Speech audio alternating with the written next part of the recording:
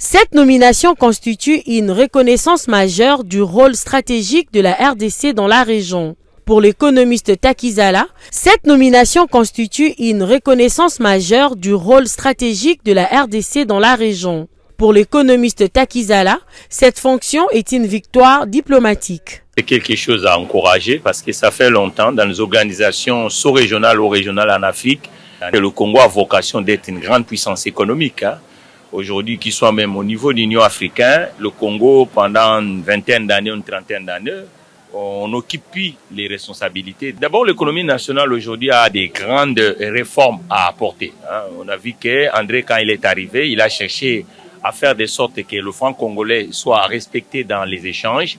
Mais l'économie nationale est beaucoup plus vers l'informel. Ça veut dire que la force de l'économie, c'est des petites moyennes activités. D'après ces derniers, l'idéal serait de commencer par les échanges des entreprises et de biens pour consolider la monnaie unique. Nous avons dans la région d'Afrique centrale, il y a ce qu'on appelle le franc CFA. Le franc CFA est lié avec le franc français.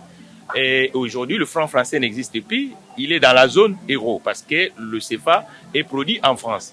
Et aujourd'hui, l'excédent monétaire au niveau de la sous-région c'est fait via le franc CFA. Et ça, c'est là où ça va être un peu la grande difficulté. C'est vrai que le Congo, comme le grand marché de la sous-région, il peut y mettre. Mais en termes de zone monétaire, c'est là où la grande difficulté va se faire.